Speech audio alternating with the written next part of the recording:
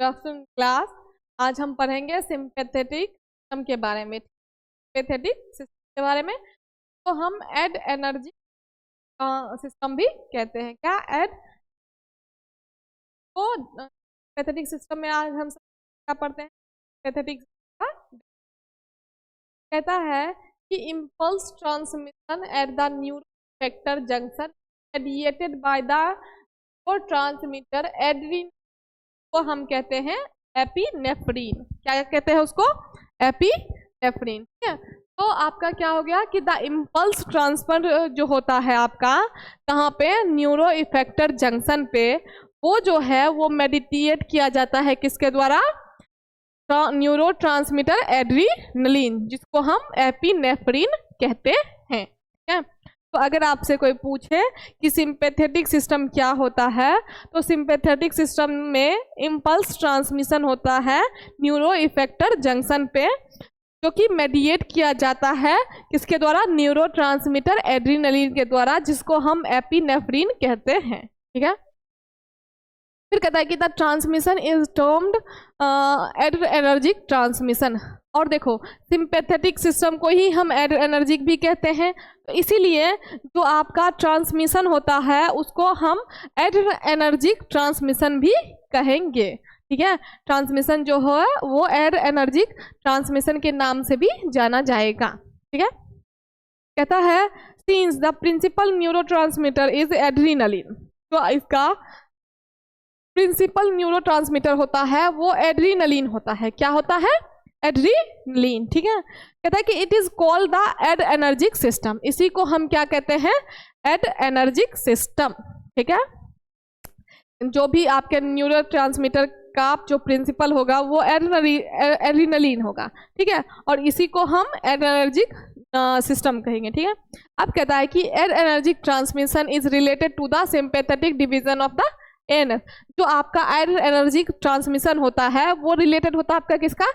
Sympathetic division से, जो कि किसका होता है? एएनएस, मतलब ऑटोनोमिक नर्वस सिस्टम के द्वारा। ठीक है, तो ये तो हो गया चलो कि सिंपैथेटिक सिस्टम एड्रेनर्जी सिस्टम का हमने क्या पढ़ लिया?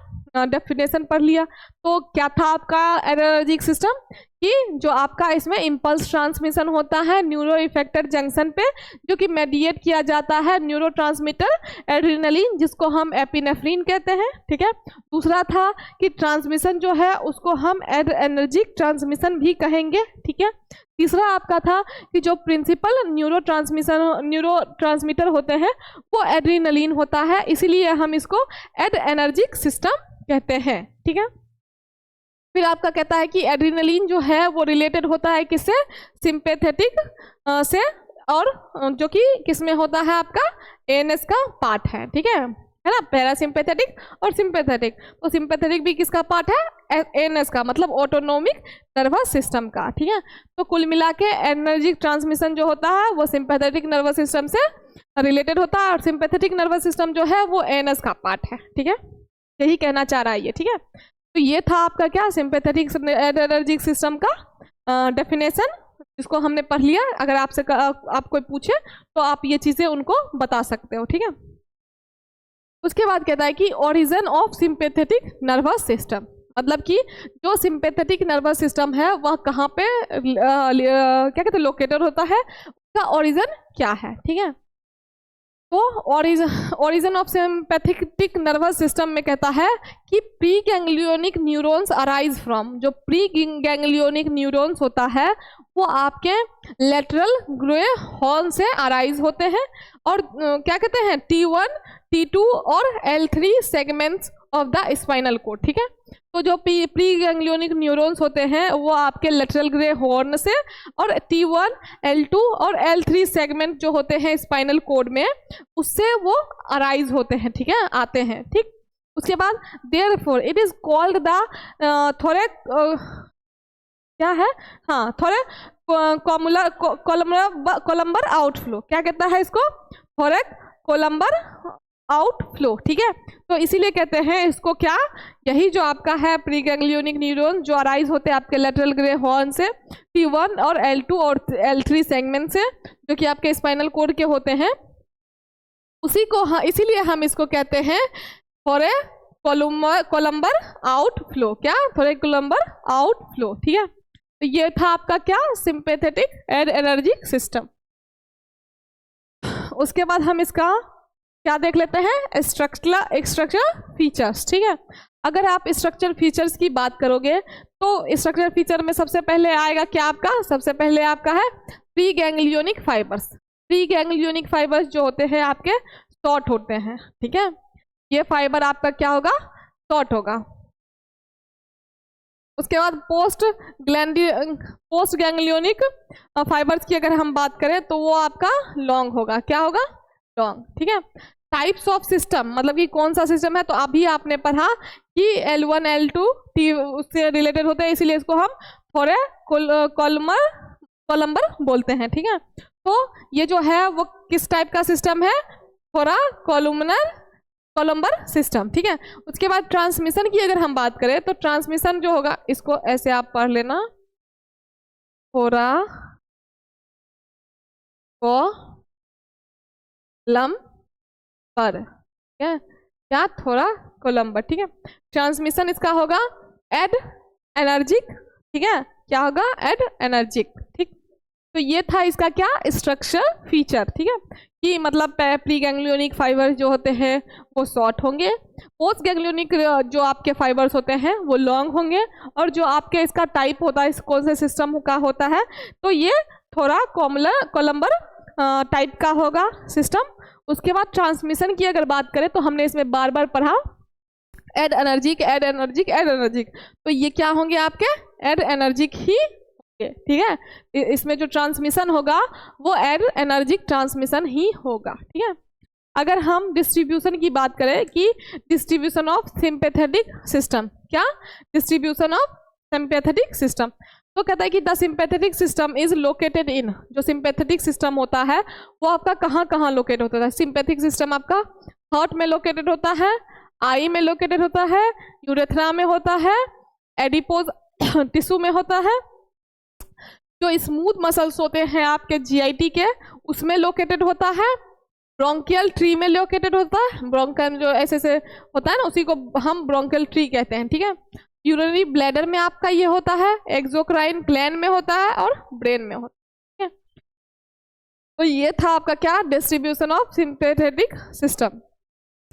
अगर आपसे कोई पूछता है कि सिंपैथेटिक सिस्टम जो है वो कहाँ कहाँ लोकेटेड है, मतलब कि बॉडी के किस किस पार्ट पे आपको सिंपैथेटिक सिस्टम मिलेगा, तो आपको यही बताना है कि सिंपैथेटिक सिस्टम हार्ट में प्रेजेंट होता है, आई में लोकेटेड होता है, यूरेथ्रा में लोकेटेड होता है, एडिपोज टिश्यू में लोकेटेड होता है, स्मूथ मसल जो होते हैं जीआईटी के मतलब गैस्ट्रोइंटेस्टाइनल ट्रैक्ट के जो स्मूथ मसल्स होंगे उनमें पाए जाते हैं, ठीक है। उसके बाद ब्रोंकियल ट्री में पाए जाते हैं, यूरिनरी ब्लैडर में पाए जाते हैं, एक्सोक्राइन ग्लैंड में पाए जाते हैं और ब्रेन में पाए जाते हैं, मतलब दिमाग में भी पाए जाते हैं, ठीक है। ये सारे जगह हैं आपके, कितने हो गए टोटल, 1 2 3 4 5 6 7 8 9, ठीक है। तो जो ये सिंपैथेटिक सिस्टम जो है वो आपके इन 9 चीज़ों से रिलेटेड होते हैं, मतलब लोकेटेड होते हैं यहाँ इन सभी पे, ठीक है। यहाँ तक क्लियर है। उसके बाद हम देख लेते हैं एक बार, हाँ, receptors involved in adrenergic system, कौन कौन से रिसेप्टर्स जो है वो एड एनर्जिक सिस्टम में इन्वॉल्व होते हैं, ठीक है। तो कहता है कि there are two main types of adrenergic receptor. जो एड एनर्जिक रिसेप्टर हैं उसके 2 टाइप होते हैं, अल्फा रिसेप्टर और बीटा रिसेप्टर। कौन कौन से होते हैं, अल्फा रिसेप्टर और बीटा रिसेप्टर। तो कहता है कि subtype of adrenergic receptor, ठीक है, ये आपके एड एनर्जिक रिसेप्टर के मेन टाइप हुए, क्या हुए, मेन टाइप, ठीक है। अगर हम सब टाइप की बात करें, subtype of adrenergic receptor, तो सब टाइप में क्या आएगा, अल्फा और बीटा। तो बीटा में अल्फा के जो सब टाइप है वो अल्फा 1 और अल्फा 2, बीटा के जो आपके सब टाइप है बीटा 1, बीटा 2 और बीटा 3, ठीक है।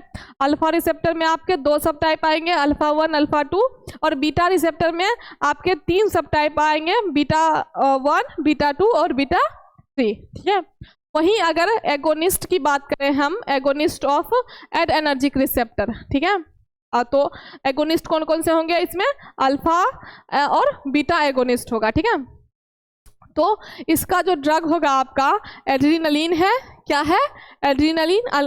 एड्रीनलिन का जो एक्शन होगा वो अल्फा बीटा एगोनिस्ट का काम करेगा, ठीक है। डोपामाइन होगा, दूसरा आपका क्या होगा, डोपामाइन होगा। डोपामाइन में क्या होगा कि alpha beta as a agonist काम करेगा, मतलब इसका जो डोज होगा वो डिपेंडेंट होगा, ठीक है, क्या होगा, डिपेंडेंट। और एक है आपका एफेड्रिन। एफेड्रिन जो है मिक्स एक्टिंग है, इसका अल्फा भी है और बीटा भी है, ठीक है। तो ये सारे थे क्या, आपके एगोनिस्ट ऑफ एनर्जिक रिसेप्टर्स, ठीक है, जिसमें आपके थे एक अल्फा, एक आपका था बीटा, ठीक है, ये हो गया। उसके बाद जो आपका है, हाँ, ये है आपका एगोनिस्ट, ठीक है। बीटा एगोनिस्ट की अगर हम बात करें तो बीटा एगोनिस्ट में आपका आएगा ड्रग डोबिटामिन, ठीक है, साल्ब्यूटामोल, टर्ब्यूटालिन और मिराबैगरॉन, क्या, मिराबैगरॉन। तो ड्रग जो है वो आपके डोबिटामिन जो होंगे वो बीटा 1 सेलेक्टिव होंगे, साल्ब्यूटामोल जो है वो बीटा 2 सेलेक्टिव होंगे, टर्ब्यूटालिन जो है वो आपका बीटा 2 सेलेक्टिव होंगे, और मिराबैगन जो है वो बीटा 3 सेलेक्टिव होंगे, ठीक है, ये हो गया। उसके बाद अगर हम एंटागोनिस्ट की बात करें, इसकी antagonist of adrenergic receptor alpha antagonist, तो अल्फा एंटागोनिस्ट के ड्रग हैं प्राजोसिन, योहिम्बिन और राउलसिन, क्या, प्राजोसिन, योहिम्बिन और राउलसिन, ठीक है, ये थे आपके एंटागोनिस्ट अल्फा के ड्रग्स, ठीक है। अगर हम बीटा एंटागोनिस्ट की बात करें तो बीटा एंटागोनिस्ट में आपके आएंगे ड्रग मेटाप्रोलोल और एटिनोलोल, ठीक है, क्या, मेटाप्रोलोल और एटिनोलोल। तो मेटाप्रोलोल में आएगा आपका बीटा 1 सेलेक्टिव और एटिनोलोल में आएगा आपका बीटा 1 सेलेक्टिव ब्लॉकर, ठीक है। यहाँ पे देखो ब्लॉकर आ रहा है, तो मतलब इसका काम क्या होगा, किसी भी चीज को ब्लॉक करने का, ठीक है। तो ये हो गया आपका ड्रग और ड्रग के टाइप कि मेटाप्रोलोल जो है वो बीटा 1 सेलेक्टिव ब्लॉकर होगा और एटिनोलोल जो होगा वो भी बीटा 1 सेलेक्टिव ब्लॉकर ही होगा, ठीक है।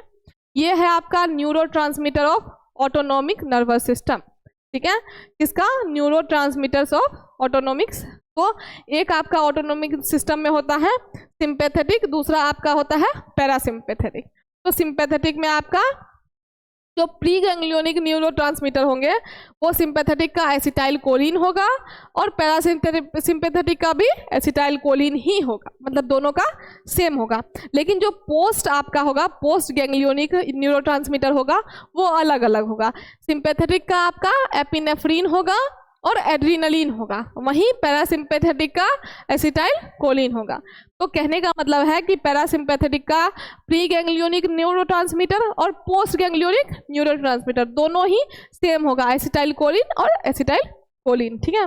उसके बाद सिंपैथेटिक की बात करें तो सिंपैथेटिक में जो प्री गैंग्लियोनिक होगा वो एसिटाइल कोलिन होगा और पोस्ट गैंग्लियोनिक न्यूरोट्रांसमीटर जो होगा वो एपिनेफ्रिन और एड्रीनलिन होगा, ठीक है। तो ये हो गया। उसके बाद हम कल इसके दोनों के कंपैरिजन को पढ़ लेंगे, ठीक है, कि पैरासिम्पैथेटिक और सिंपैथेटिक में क्या डिफरेंस है, ठीक है। आज के लिए इतना ही, थैंक यू।